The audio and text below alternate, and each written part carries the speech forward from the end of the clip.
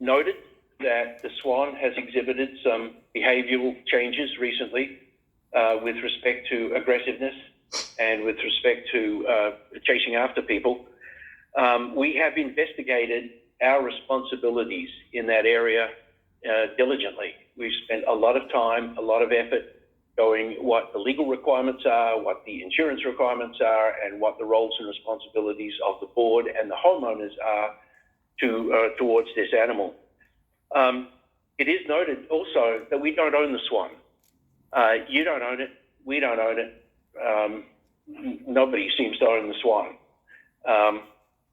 But before you start speaking, one of the things that none of us want is this thing to die. That's not our intent. The social media has adopted a different viewpoint. I don't know what to tell you. I'm right here. Okay. Nobody wants to see the swan die. That's not the intent. It was never the intent. It shall not be the intent. So, you know, the hysteria that's built up around this thing has been a little alarming. I am going to say that we did do a lot of research. Mike, our general manager, has done a lot of research, and I will read to you a letter that we've got from the Department of Fish and Wildlife.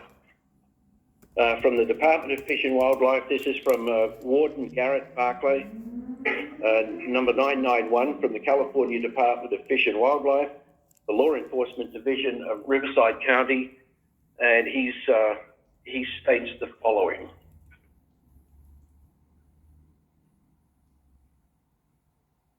He says, Mr. Walker, as discussed on the phone, a mute swan is an invasive species in the state of California. Reasons for a mute swan being listed as invasive are as follows. Mute swans are voracious feeders of submerged aquatic vegetation, with each adult swan consuming up to 8 pounds per day and destroying much more in the process. SAV, or submerged aquatic vegetation, is an important part of aquatic ecosystems as it provides food and shelter for native waterfowl, fish, and invertebrates. By consuming massive amounts of SAV, mute swans negatively impact the structure and function of aquatic habitats native species depend upon.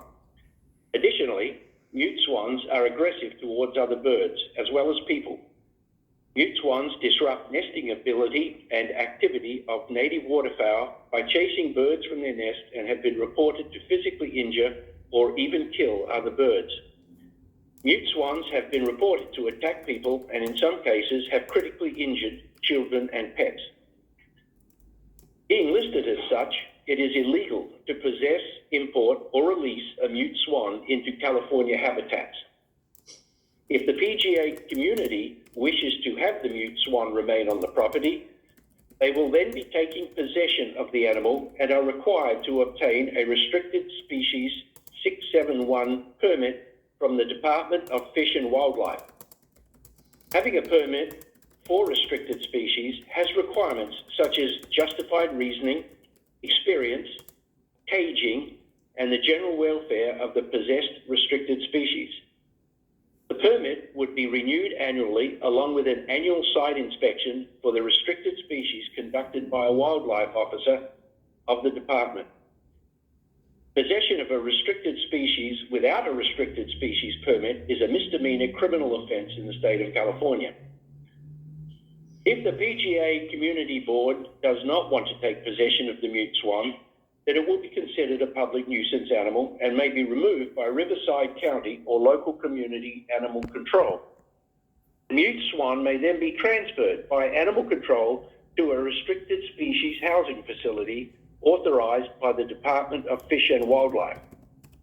If the swan poses an immediate danger to public safety, actions may be taken by those involved to stop the threat, and the Department of Fish and Wildlife shall be contacted.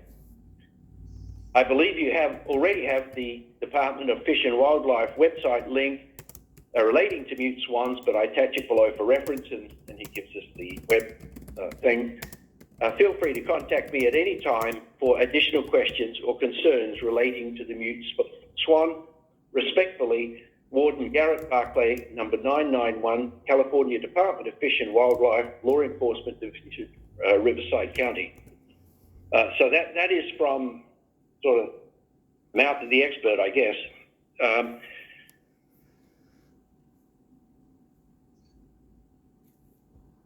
With that, I would turn this over to our audience. I would respectfully request the that. conference call is muted. Huh? Can you hear us? Liz, can you hear us? I got a text saying those that are on the conference call cannot hear a word. Muted. We can, wait a second, we can hear. I don't know who's saying that. Yep, I can hear perfectly. I can hear. Perfect. All right. Okay. Okay. Thank Yes, you. we can hear so what you. We can also Thank hear you. you. Thanks. So what I would like to do in deference to those who have shown up in person today is I would like to take input, comments from the people in the room first. And once people in the room have had an opportunity to speak, then we will hand it over to the people on Zoom. The people on Zoom, if you wish to speak, please light up your, raise your hand in Zoom. The way to do that is to go into the tab at the bottom, mark reactions, and then just raise your hand. So please go ahead and do that.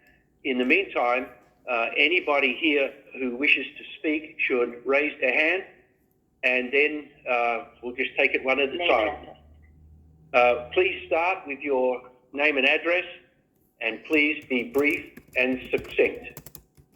My name is Cherry Whitley. I'm at 80472 Pebble Beach, and I flew in just for this meeting today because I really appreciate y'all taking the time to listen to us, and I understand that this is a sensitive situation. I also do a lot of animal rescue work, if y'all would just pass these down and make it easier. But I've also have talked to the California Fish and Wildlife yesterday. In Ontario, which is a human wildlife specialist for conflict.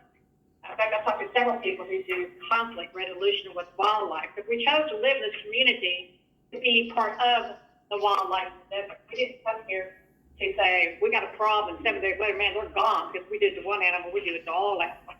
We've got the Palm Springs Wildlife Advocacy, who is willing to help us also. And they're willing to do whatever it takes to make this work for all of us. But this, well, I just handed out to you 20 swans were going to be, by the California Wildlife, were going to be eradicated, that would be moved and or destroyed by wildlife. But they chose to listen to the people like you, and they came back with, there's enough evidence, with enough people, and we're very happy that we got the permit that he was talking about. He was right. Got the permit, and the swan stayed. The swan can stay. There's work to be done. We need time. Time is what we need. It can happen. If we get the geese in here, I have videos of this swan knocking those geese right and left and helping us out. We're going to have a bigger problem with aggression, with the species, with all the problems that the swans, that the geese have caused us, and much more expensive for our homeowners association. So we got bigger risks in this swan. We got dog bites. We got bighorn sheep. We got all things. The important legacy for all of y'all should be, we helped make our homeowners happy. That's what we want to do. I think we have a brilliant board, brilliant lawyers, brilliant insurance agents, and those people know how to make things happen. You give it to the right people, they know how to make it happen. This can happen. There's no reason why it cannot happen. Animal control was out here unsuccessfully, did what it did. We had no knowledge of this. That was unfair to all of us. So our eyes and binoculars are on display. I flew in for this. I'm going right back home. I was done with my trip to Palm Springs. This is all about wildlife, not just the swans. It's about all wildlife, that we live here, this community, that we can enjoy what we have. We are brilliant, that we have beautiful wildlife to look at. And what's going to happen, our values of our homes are going to go down. When our values of our homes go down, because the swan is not keeping the geese off, that he's gone and the geese are there. I've been here for 36 years. I've never seen home prices as high as they are today. and they will change. Please give us time to work with you. I respect your position. I respect Mike for what he's done.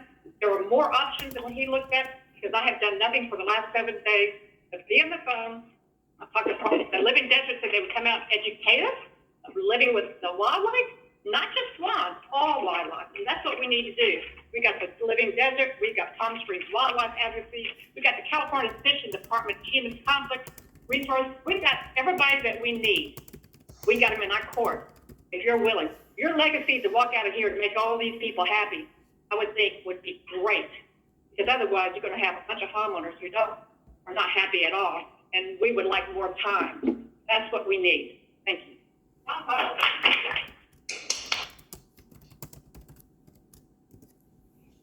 Okay. Somebody raise your hand. Okay, it's a gentleman here, maybe. Speak up, Bill. Speaking of, can you hear? There you go. Keep your right here. You can